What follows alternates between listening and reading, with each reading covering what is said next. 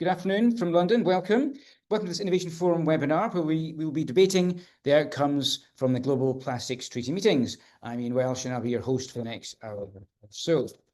Business Coalition for a Plastics Global Treaty, Global Plastics Treaty rather, commissioned modelling showing that a plastics treaty with harmonised binding rules on design, EPR and phase-outs could cut mismanaged waste by 23%, increase global recycled content availability by 77% by 2040, and generate around $576 billion in global EPR revenue.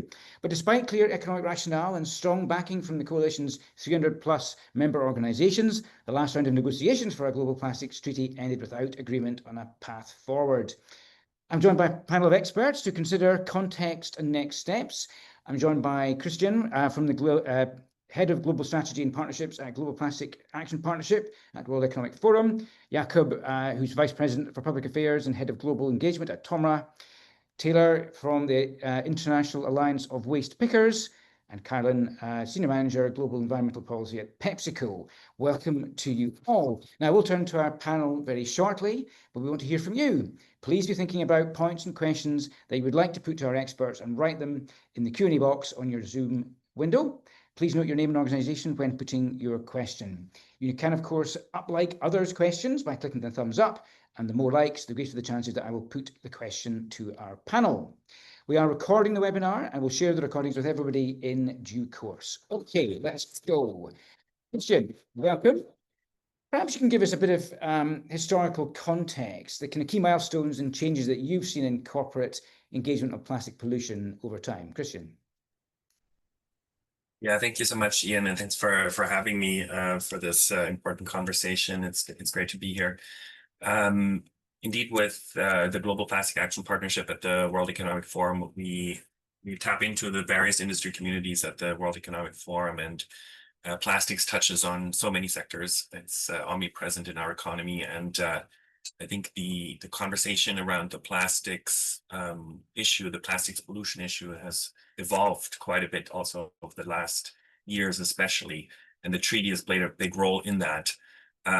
First off, obviously the treaty is a testament. The fact that we are having these multilateral negotiations across 175 countries or so is a testament to the magnitude of the crisis. With every minute the equivalent of 2 garbage trucks of plastic waste entering our oceans. So the genesis of the treaty and this conversation really lies in the environmental crisis, in the visible nature of the pollution in our rivers, oceans, and cities, and so on. So it's been decades in the making, but I think around 2018 or so, it's really been a turning point where because of increased media focus and NGO campaigning on the issue, I think especially the consumer brands of the fast-moving consumer goods industry got under pressure because their products were, of course, floating in the oceans and rivers and in the media, and this put the spotlight on the brands as a first kind of entry point. And a lot of things came together with these bigger international campaigns against plastic pollution, with also then China closing its borders to imports of plastic waste around that time. And that, I think, gave a lot of momentum as well to the political interest also from governments to take this on. And of course, that led to then the treaty process and the resolution in 2022 to negotiate this international agreement. But I talked about the genesis in the environmental space, and I think there may be 3 trends since then that have really shaped and evolved this discussion, and also has brought in a broader set of businesses and stakeholders into the discussion. The first is really the move from just a pollution downstream issue to a full life cycle approach to plastic pollution, meaning, the data is very clear. Production is going up, use is going up. We're looking at projection of tripling plastic use by 2060, and recycling rates are stagnant or even falling. And so you can imagine that, sort of this crisis we're only seeing the beginning of it. And because of that, I think it became clear that it's no longer just downstream and cleanup and recycling. We also need to look at extending the life of products through reuse and refill solutions, and then also go upstream on the design aspects of the products and the materials, look at alternatives. Even reduction and production caps became a part of the conversation. So I think this is the first big trend from a kind of pure downstream environmental pollution issue to a bigger economic circular economy issue. And then the second one, and we have Taylor here speak later about this in great detail, but sort of the socioeconomic and social implications of plastic pollution, and recognizing that this is a huge livelihoods question for many folks in the world, and not just about a few big companies, but about big parts of the population being directly affected, and part of the solution also to tackle this crisis. And finally, the third new discussion on the horizon is the health implications of plastics and plastics pollution. I think this is yet, a frontier issue. This is going to be bigger and bigger. The microplastics, nanoplastics, chemicals, and additives discussions. And, this is already shaping the treaty negotiations to a certain extent, although it's maybe still early days and it won't land in the agreement itself yet. And that brings in also, so when you think about that broader expansion, it brings in, of course, the petrochemical and converter packaging plastics industries more broadly upstream when it comes to production design, but also the chemical and additive piece. But also these health questions and other have increased interest from the investors and insurance industry in terms of risks there. So a big broadening, I think, of the issues, and we see a lot of engagement now from multiple sectors from the business side. Thanks, Christian. Can you give us perhaps just a very quick snapshot on the types of regulation and waste management infrastructures that have developed? Yeah, absolutely. So I think, because there is political attention on it, most countries have taken some form of action. A lot of it is in the form of campaigns or bans of specific products like straws or plastic bags. And that's, of course, an important first step, but it's not a systemic regulatory response, right, or policy response. And I think we're looking now more, countries are now broadly looking more at circular economy and EPR and other solutions. We'll talk about this probably later, but of course you have different degrees of maturity of how these more systemic policy solutions are both designed and enacted, but then of course also their enforcement varies a lot across the world. And the last thing I would say is, of course, the overall waste management infrastructure. You have a wide range of maturity there, and it requires billions and trillions of investment if you really wanted to bring waste management infrastructure up to par with the magnitude of the need of what we're talking about here. So those are some elements, plus the overall need for global standards, definition, guidance, and then really an economic incentive framework to make viable, to make alternative options, whether that's alternative materials or reuse or refill, or more sustainable materials, more viable economically. Great. No, thanks, Christian. And thank you also to our audience. Questions coming in already, very quick off the mark, but thanks very much. We'll be turning to those a little bit later on. Now, we're lucky enough to be joined by Carolyn and Jakob, who were both at the meetings, and I'm going to ask them now for some reflection. So Carolyn, okay, disappointing outcome, but what are your main takeaways from the INC-5.2 meetings? Yeah, thanks, Ian. I was indeed at the meetings, and maybe just to set the scene a little bit, I will give you all a bit of a background of why PepsiCo is participating and why we were actually there.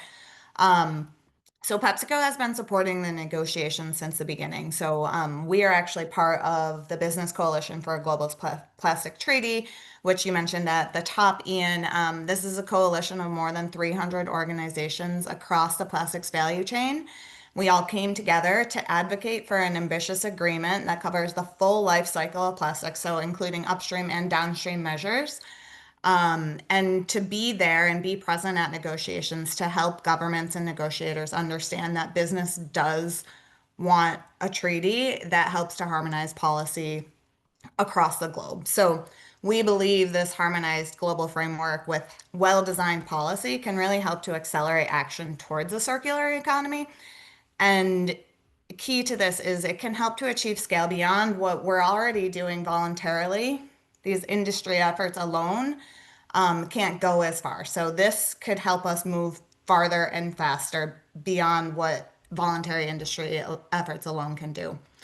We also believe that to make the downstream measures work, that Christian mentioned, like the collection and recycling systems, we also need to look upstream and address plastic use, looking for opportunities to reduce the use of virgin plastics and increase the value of materials through better design and innovation, such as reuse and refill. So that's just a high level snapshot of who the Business Coalition is and what we stand for. These are the things that PepsiCo supports and why we are at negotiations to share the best practices and experiences that we have with packaging policy throughout the decades of us interacting in this space. So a little bit about what happened on the ground in Geneva. So as you all know, there was not an agreement reached. So while this was a little bit disappointing, I really want to make it clear that I do not believe that all hope is lost here. So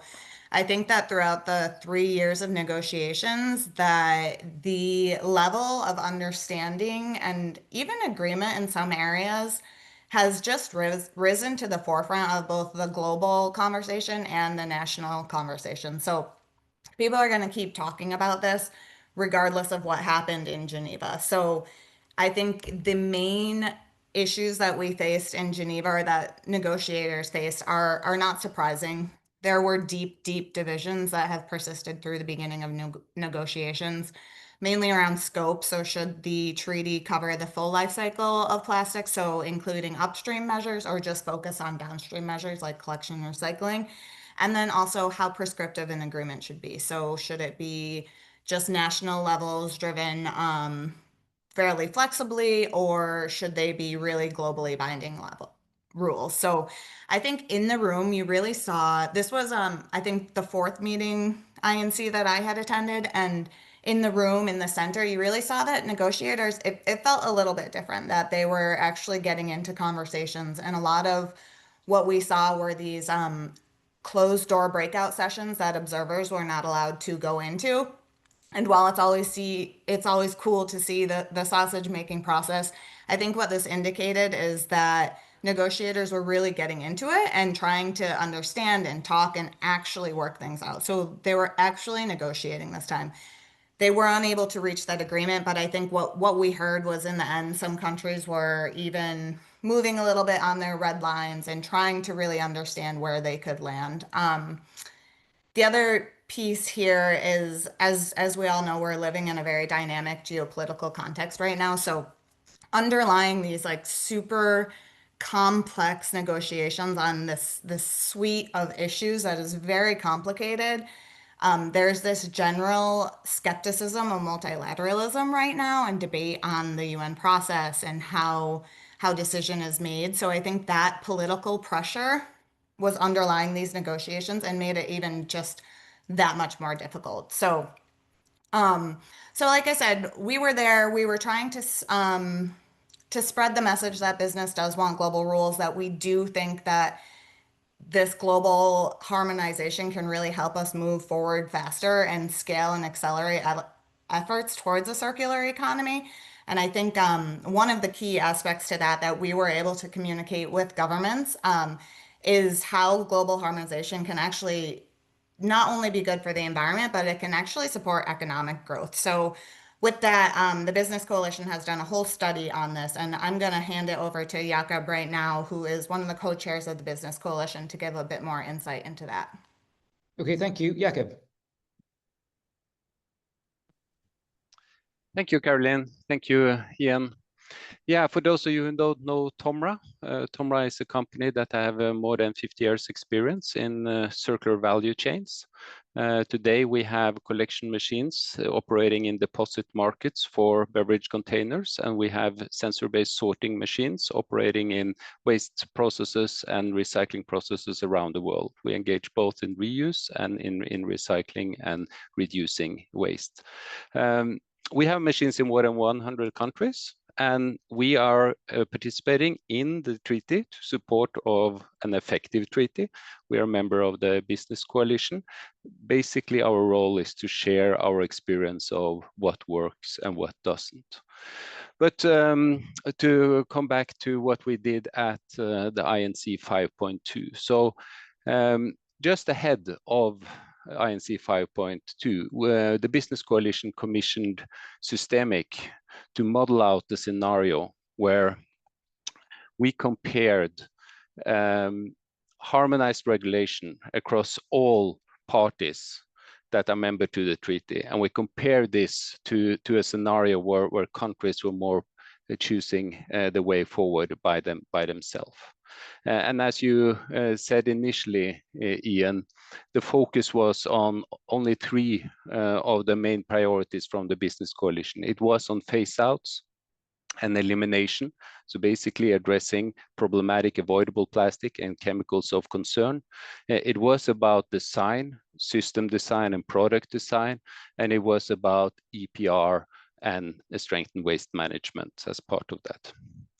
And we saw clear benefits on three areas. On the economic area, as you mentioned, if we had harmonized regulation of effective EPR across the globe, compared to a fragmented scenario, from a period of 2026 to 2040, we could raise as much as $576 billion that will go into financing infrastructure and operation of waste management. On top of that, by designing product better, we could increase the value of the waste by as much as $50 billion per year. And on top of that, if we had this certainty that global harmonization would bring, we could expect that we would see the cost of capital reduced by 3 to 7%, estimated to adding another 3.7 billion tons of cost reduction. All of these elements would help to reduce the cost burden for governments, help to build infrastructure and drive progress. On the environmental side, you also mentioned that there were, compared to the fragmented scenario, 23% greater reduction of mismanaged waste. And very important for businesses as well, who have high ambitions in sustainability, is that this scenario would also increase the availability of recycled content by 77%. On the social side, we see that an addition of 2.6 million jobs could be created. And of course, it would drive a healthier community and improved public services. More details on the study is available on the Business Coalition's website, so you're welcome to have a look there.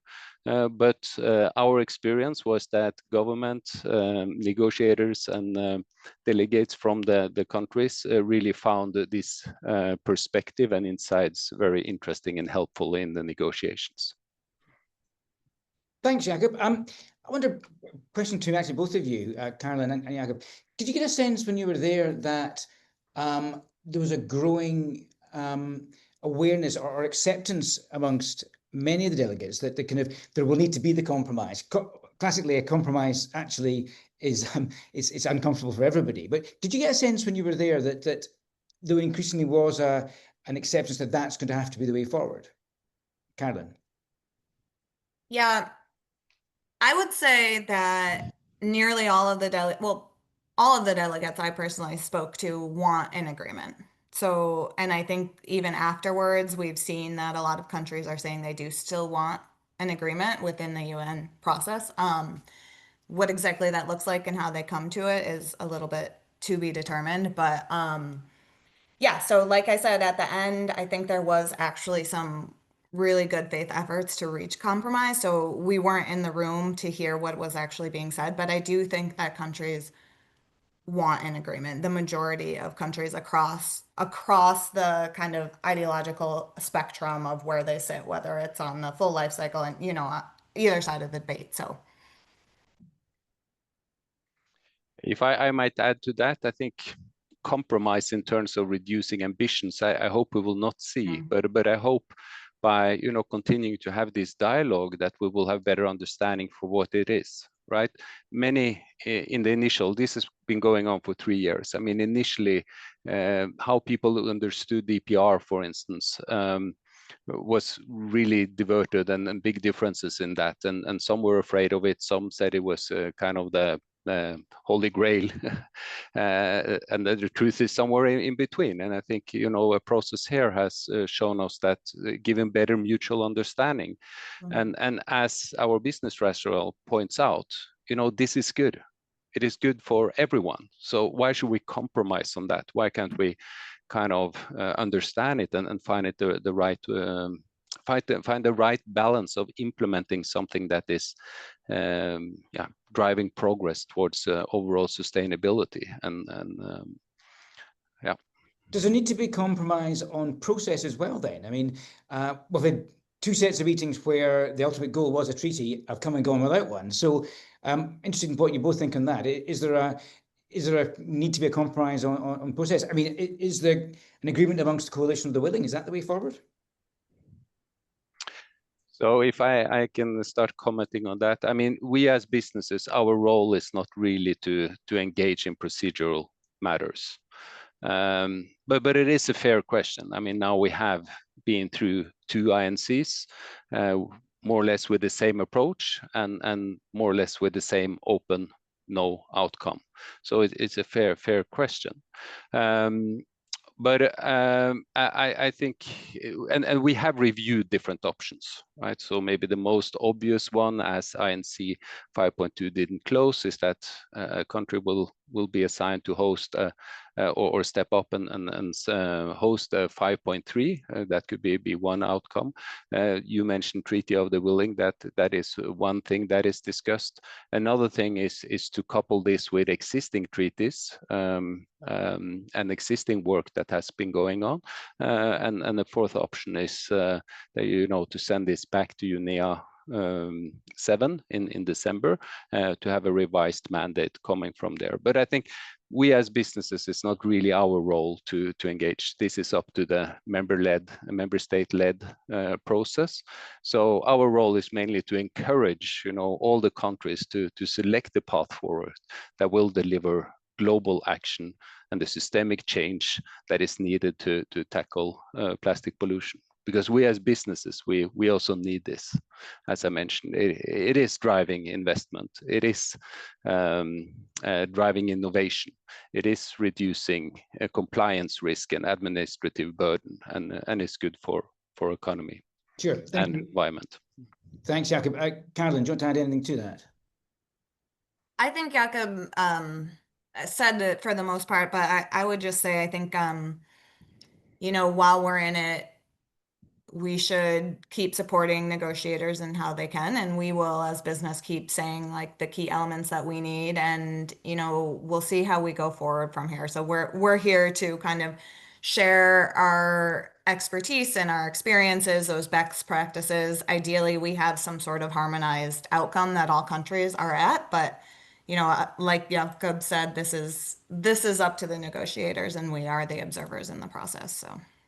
Okay, thank you very much. Thanks also to Evan for your questions. We've got loads coming in, so we'll turn to them shortly. But I want to bring in Taylor now from the International Alliance of Waste Pickers. Welcome, Taylor, and thanks for your patience. So tell us, how are waste pickers contributing in the moment to plastic waste management, and what's the value that they bring to the system? Taylor.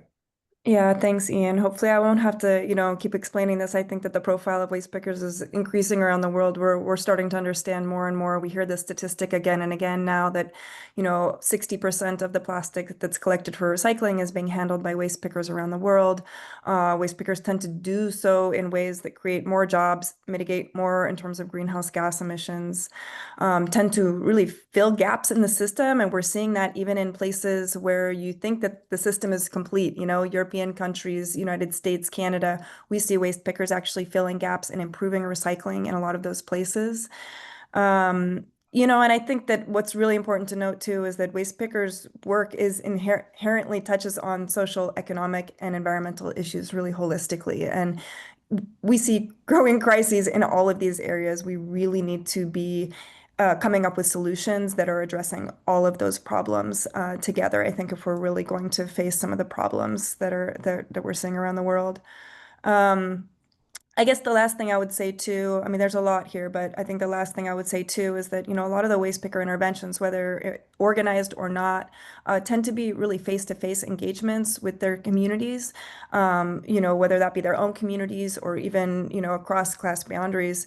And so we see a lot of power in waste pickers to be able to have a lot of influence on the system. So whether they're providing doorstep collection or operation of depots, that face-to-face contact that they're having with either other waste pickers or their own community members or people who are just coming in to receive a service, I think it can provide a lot of power in terms of changing perspectives and orienting people around recycling and reuse at a time when we really need that engagement. Thanks very much. It's very interesting. So what's the impact then of increasing extended producer responsibility regulation then? Because I'd imagine there can be some unforeseen or unintended consequences there. Yeah, EPR, I mean, like some other kind of circular economy policies, is a really big issue for us. We're seeing it rising in most of the countries where we have affiliates around the world. It's causing a huge disruption in our industry. And on the one hand, we need that disruption, right? We do need to stem the tide of plastic pollution and all forms of pollution and really do need to dematerialize our material management systems. On the other hand, that disruption can be really quick. It can bring in a lot of fresh competition, including through automation. It can really raise the bar for participation in ways that can create barriers for participation. And so waste pickers, in a lot of cases, see it hurting their livelihoods or threatening their livelihoods and prioritizing other stakeholders. It can also consolidate the industry under either producers or other stakeholders. So we kind of see like a consolidating effect, which tends to not benefit waste pickers overall.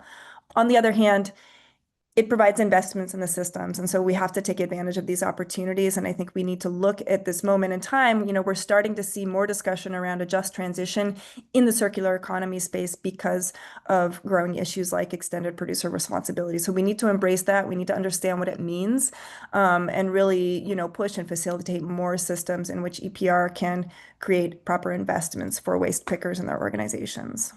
So leading on from that then, what actions do you want to see brands, government taking to better integrate and compensate, I guess, waste pickers as industry transforms, as we have a just transition, as you just mentioned? Yeah, and it needs to be brands and government together, I would say, as well as civil society. Like it can't just be one of the other. It can, but it really shouldn't. We see most effective systems being a combination, and we can't wait for like a plastics treaty or even an EPR policy in a lot of cases. The issue of inclusion and integration, it really has to lead these processes because if they've already been designed without waste picker involvement, there's going to be problems. I guarantee you there's going to be issues because that learning needs to come from the beginning.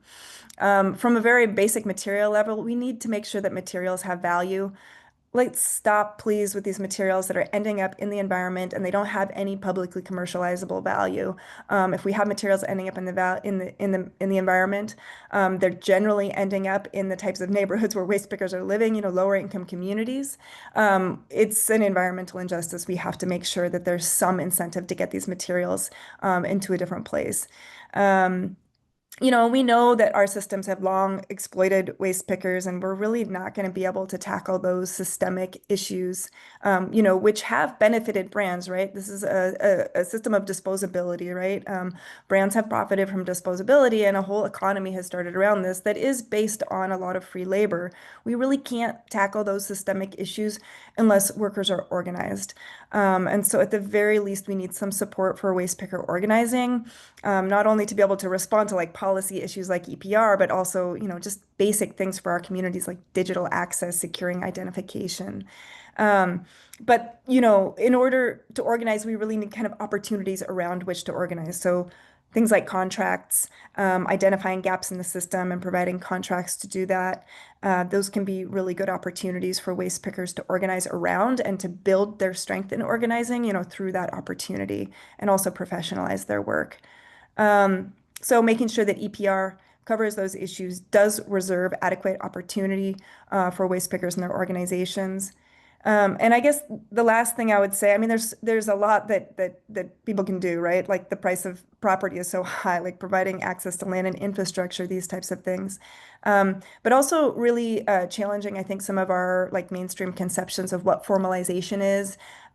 We tend to think of like, oh, all waste pickers are going to be hired as an employee of a company, and that's going to solve the problem. Well, it's really not. Formalization, if you look at like the ILO's resolution 204, it's a whole spectrum of solutions, and those include registration, adequate social protections. So, when you're looking at kind of workers that aren't organized, especially, what about registration systems that are providing benefits, access to benefits, whether that be a payment for services or access to social protections in some way. So starting there and really making sure that we're looking at kind of the range of different types of informality and how we're addressing that. Thanks, Taylor. Carolyn, you want to come in? Yeah, I was just wanting to come in on the EPR question. I think Taylor makes some really great points. And as EPR is expanding globally, we as brands are starting to come together and understand the waste pickers' perspective more and really look into what we can do and how we can work together. So PepsiCo is one of the co-founders of the Fair Circularity Initiative, which was founded to help promote human rights and recognize the role of informal waste workers in these circular systems. So we started with a set of guiding principles on how corporates and brands like us can actually work and engage with waste pickers. And now just this year, we were actually happy to welcome the International Alliance on the steering group. So looking forward to doing a lot of work there. So I think that brands, as we continue to get smarter on EPR, and see what else needs to be done. We recognize that waste pickers play a critical role in the recycling collection systems, and we need to learn better how to integrate them and include them at the table when these policy discussions are taking place, especially around EPR and in lower and middle income countries where a lot of EPR systems are just being set up now. Thank you. Thanks for it. Taylor, come back, please. Yeah, I mean, Carolyn, that's a good point. I think, this question of investment, we think of like, oh, invest in waste picker groups, et cetera. Yes, absolutely. Also invest in your own institutions. Like we need people on your staff in government and brands, even within civil society, whose job it really is to carry out this work. We need to be investing kind of across our organizations on this issue. Thank you. Okay, well, thank you, panel. Really interesting opening discussion. Let's turn to some of our points from our audience. Thank you very much indeed for those. Emma Priestland from Break Free from Plastic talks about or asks, given the members of the business coalition are able to collaborate in that forum, what are you doing in terms of collaborating on recycling, on trying to align business models without waiting for a treaty? Quite a good question, that one. Jakob.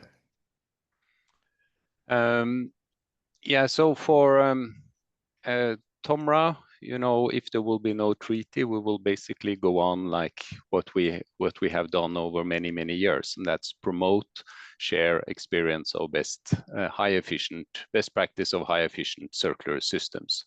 And especially over the last 10 years, I think, that was really when we saw a big shift.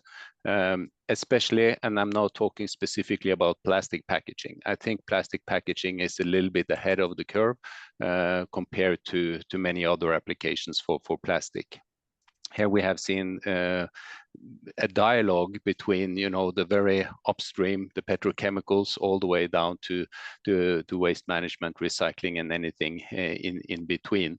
And we are overcome. We are seeing a lot of new inventions, both in terms of product design, so design packaging with the properties that is needed to preserve food or preserve the goods it's meant for, and at the same time making it more recyclable.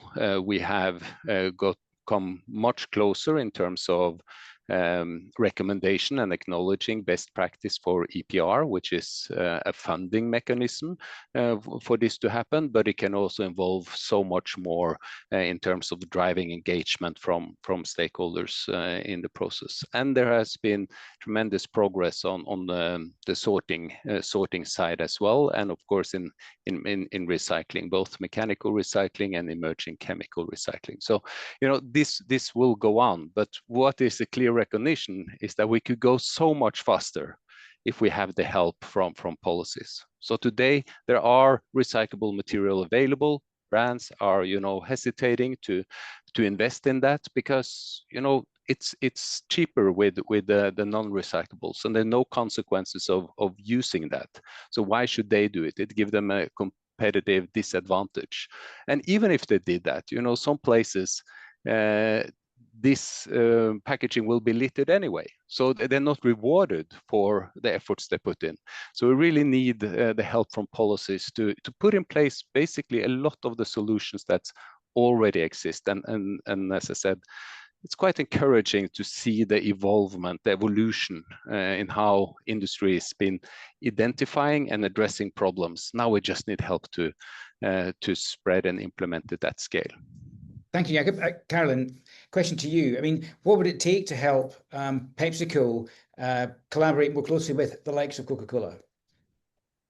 Yeah, I mean, I think that we already, it may not be that visible, but we are already doing a lot together. So we have multiple different group forums, the Business Coalition being one, but also the Ellen MacArthur Foundation Global Plastics Treaty, or sorry, Global Commitment, I'm sorry, it's in the plastic treaty mindset, where brands like PepsiCo, Coca-Cola, Nestle, Unilever, Danone, Tomra, you know, lots of different companies are actually working together already. I think one of the things that we see is these are the voluntary industry efforts. So as I mentioned before, I think the treaty, what it could help is to make these mandatory and bring all of the other companies around some, and actually give a step up on in guidance on how some of the smaller companies that may not have an entire policy team like PepsiCo does, to help them figure out where to go and when to move. And you know, some of these companies that I just mentioned, PepsiCo included, we've already done a lot together. But like I said, they're voluntary, and I think having that harmonized policy could really help us all move together further and faster. Jakob mentioned the design, and so we've actually come together with the Consumer Goods Forum to align on what we call golden design rules, and it's how to design our packaging for a circular end of life. So a lot of brands have voluntarily already committed to that, to some of those. So that's just one example of many that we've been working on. Thank you. So, Christian, what's the role of the World Economic Forum in helping enable this collaboration? Yeah, thanks.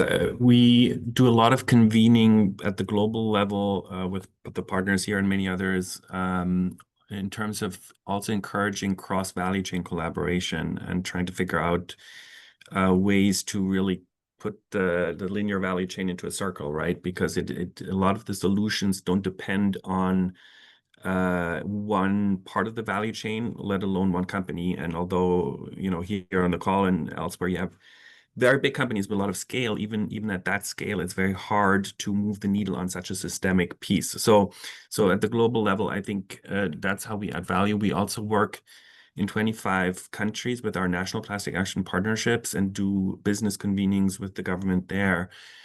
And I think across the board, what we see is, and this was mentioned already by Jakob and Carolyn, of course, there's a lot of innovation, a lot of partnerships, a lot of voluntary action, but ultimately to enable a whole market, you need the regulator and the policymaker. There's a vital role for that piece of the puzzle.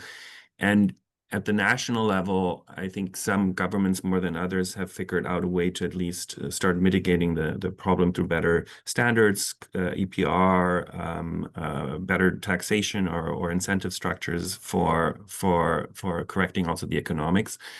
But the challenge then is also that, of course, you then have a fragmented space of policy and solutions across a region, for example, and you're also then putting barriers again in place in terms of policy coherence and enabling bigger markets and bigger scale solutions for some of these problems. So I think there's also something to be said about harmonizing, or at least minimum standards for what good policy and regulation looks like, so that we're not recreating the wheel and also putting that extra burden on smaller countries who don't have maybe the capacity to start from scratch on developing standards for biomaterials, for example. You know, if there were global standards, people could adapt them, and if they're scientifically based and if they're endorsed and agreed, it really is a game changer. So those are some of the elements I think we can all work towards. Thank you. Taylor, you wanted to come in as well? Yeah, I think that Emma's question is really important. You know, if we don't have larger scale investment in reuse and refill, then we just get these little kind of pop-up solutions, and it creates a really fragmented system, as you say. And these are not the kinds of systems that are going to benefit waste pickers, that waste pickers are going to be able to meaningfully, you know, help inform so that they're going to be able to participate in these systems. So this is a pretty urgent issue for us as well. I agree with the policy coherence thing. I mean, we pay a lot of attention to what people are saying to be able to predict what's coming, because usually waste pickers aren't included from the outside. And so we really do have to kind of see where the wind is moving on these issues. And I have to say that sometimes it's quite confusing. We'll see a brand at the global level say, yes, we want this, but then maybe they're part of an industry consortia that's undermining that kind of policy at the local level. So I think really making sure that there's policy coherence in this, and coming together and talking seriously about it, and in a way that it's going to be, you know, an open market such that a lot of different stakeholders are going to be able to participate, not really envisioning these as systems that will be consolidated under brands, I think is really important in thinking about reuse. Thanks, Taylor. Okay, let's try and get through as many questions as we can. Christian, I wonder if you want to comment on Stephen's question around the arguments that can persuade petrochemical plastics production change. Christian. Yeah, I mean, production change can mean many things, right? But I think that at the design level, and this was mentioned also by the business colleagues here, there's a lot that the petrochemical industry has to contribute in terms of know-how, in terms of what goes into products, and then what are the opportunities and also barriers for circularity when these products go downstream and then ultimately need to be recycled or dealt with end of life. And so I think the petrochemical industry also will benefit from more globalized standards on reporting and transparency of how to classify and address chemicals of concern in particular. So I think that's one area where the industry has a lot to offer. Also, you know, the upstream industry, the production side, ultimately, we want to link that to the downstream side of the waste, the collection, recycling, and downstream operators. And so how can we also leverage infrastructure and innovation from the petrochemical industry to create circular materials that have, again, virgin quality and can have the functionality and the applications that virgin plastic has. So I think that there's a huge innovation play there too, where the industry is investing and where it can contribute solutions at that end as well.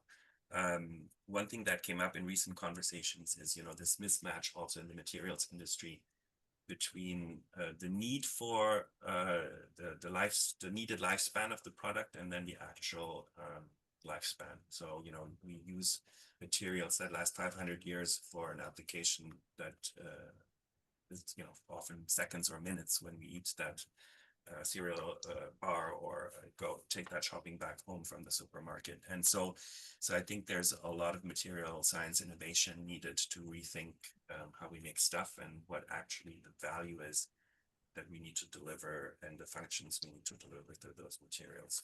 Thanks, Christian. Okay, Meg Humphrey from RAP asks, interesting question. Do you think it'd be more effective to secure a universally agreed treaty that we set a lower common denominator or pursue a higher ambition agreement among the coalition of the willing? Caroline, what do you think of that? Yeah, it's an interesting question and one that I think we've asked ourselves. So I think that we've seen in some other treaties and UN agreements that there is the ability to start somewhere by consensus and then strengthen that over time. So I think if we can get the necessary building blocks in a treaty now that address, the things that Jakob had outlaid on upstream design, what goes into our plastics, downstream collection, the protections and inclusion of human rights and the waste pickers. I think if we can start somewhere and ensure that whatever is included in the text gives the Conference of Parties the ability to adjust and make decisions in the future to improve, start and strengthen, as we like to say, I think we still could see some great benefits to a harmonized treaty.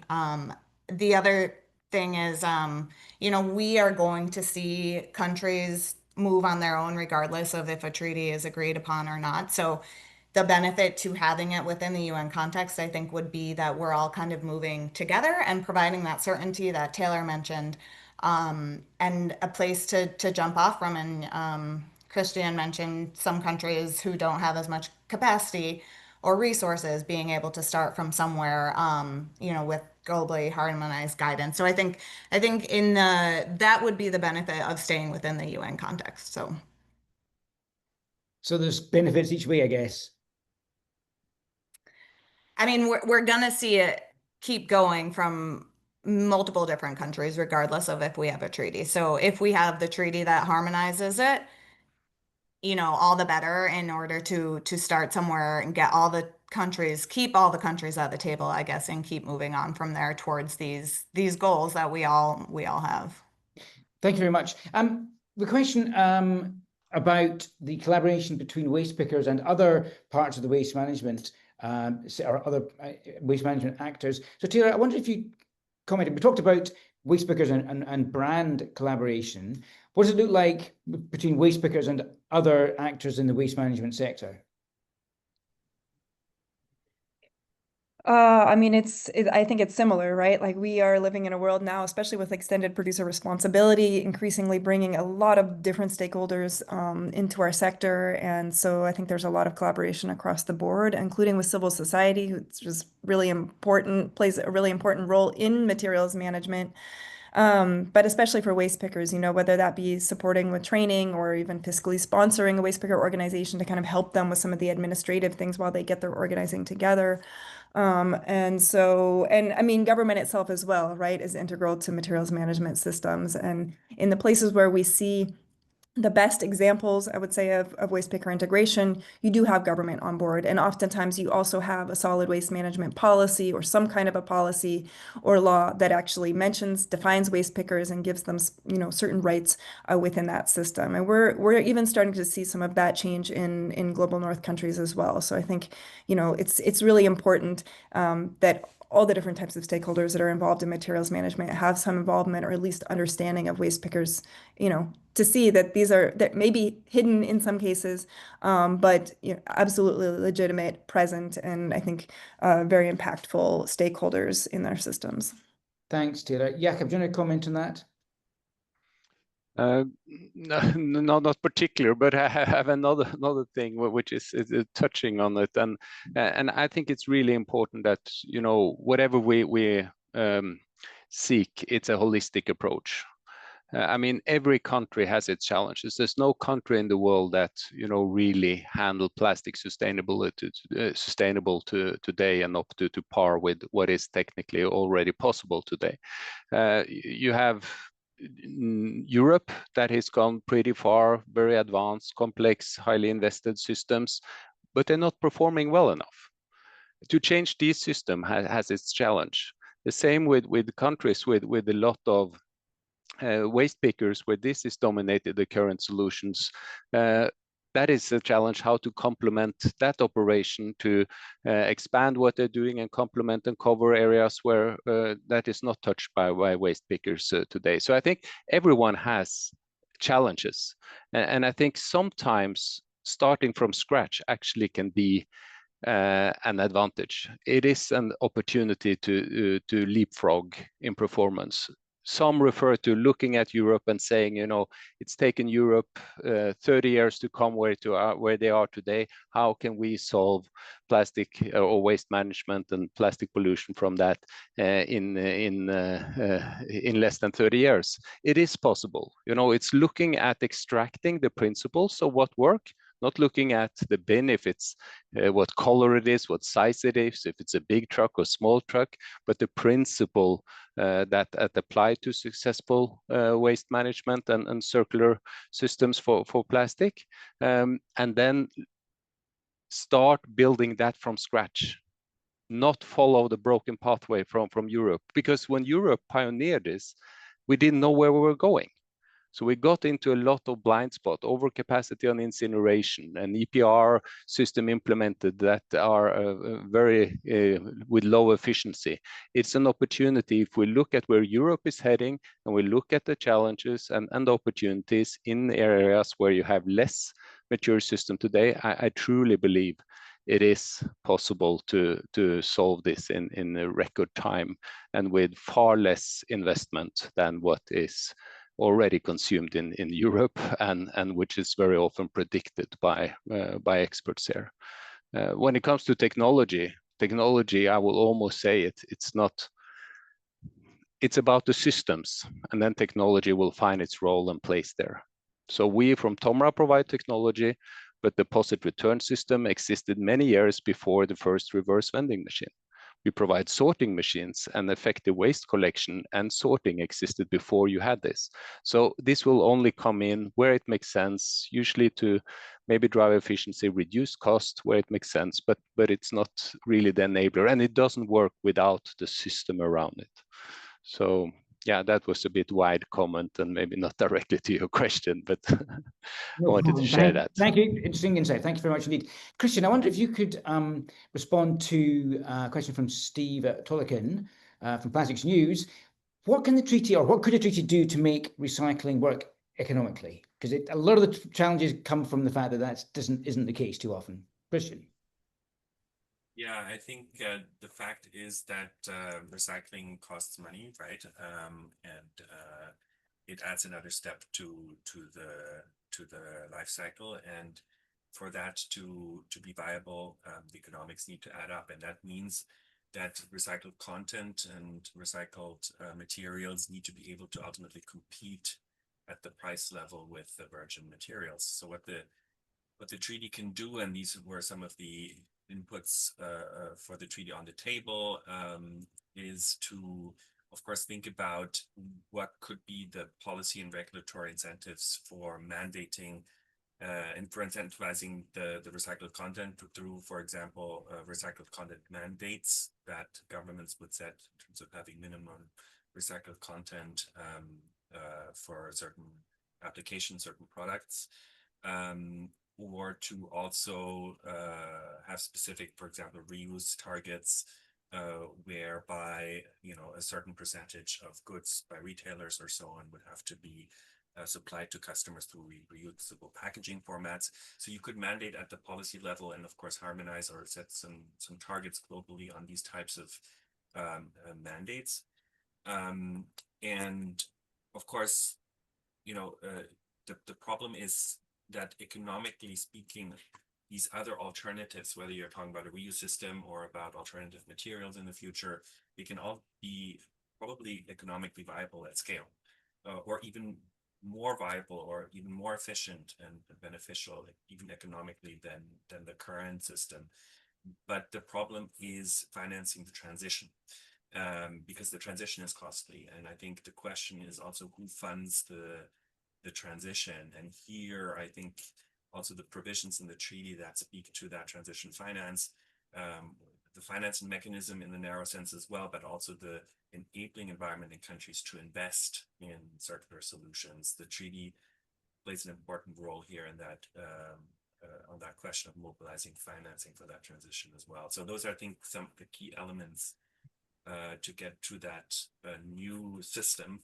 You know, we're really talking about systems change here. This is not Minamata or Stockholm Convention where you're banning a few chemicals. I'm oversimplifying, of course, and then you can set timelines and targets and hold countries accountable for those.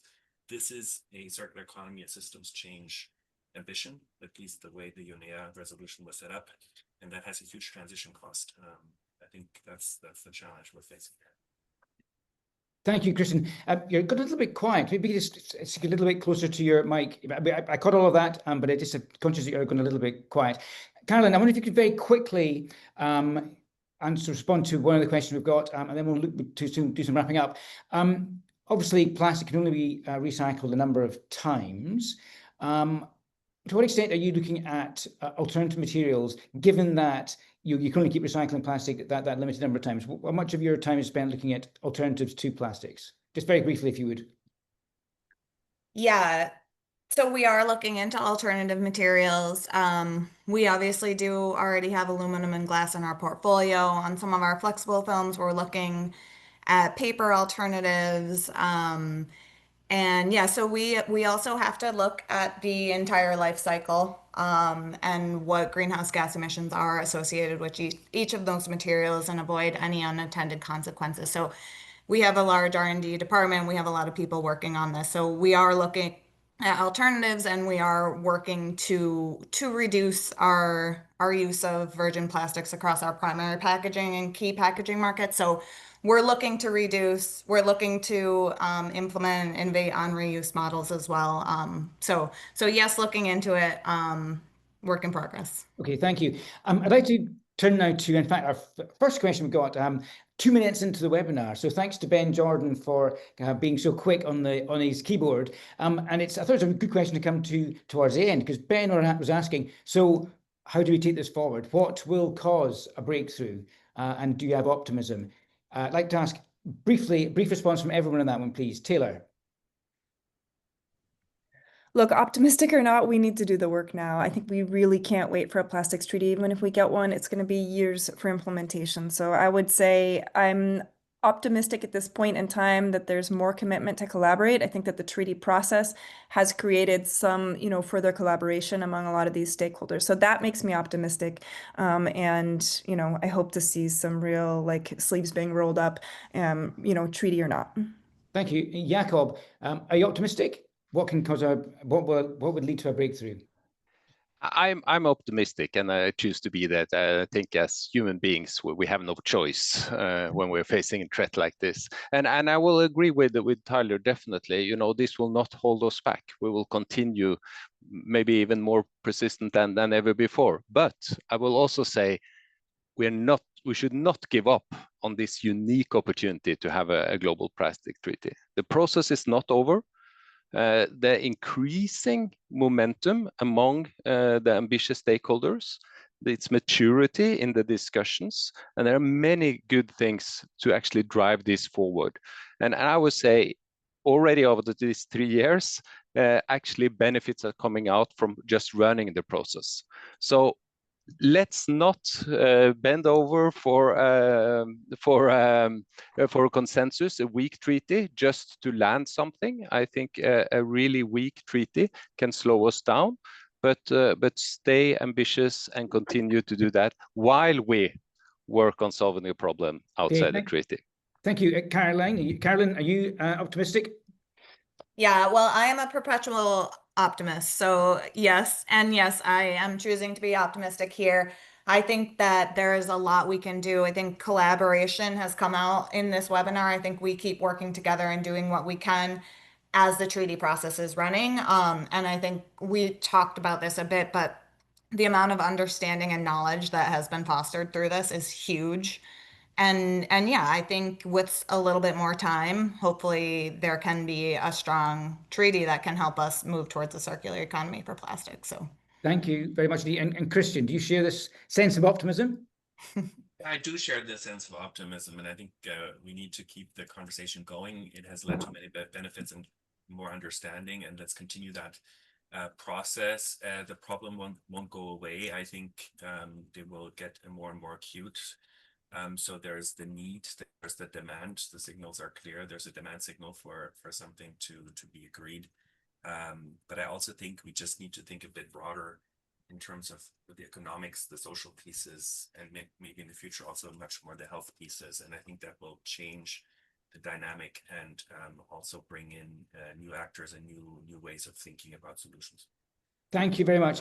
Okay, I'm going to have to draw the discussion to a close as we are running out of time. Many, many thanks to our panel for their times and insight today, and to you all for all your questions. I'm afraid we didn't get to all of them, I'm sorry, but it's been a fascinating conversation over the past hour or so. Now, we'll be continuing the conversation at the Sustainable Packaging Innovation Forum in Chicago on the 28th and 29th of October.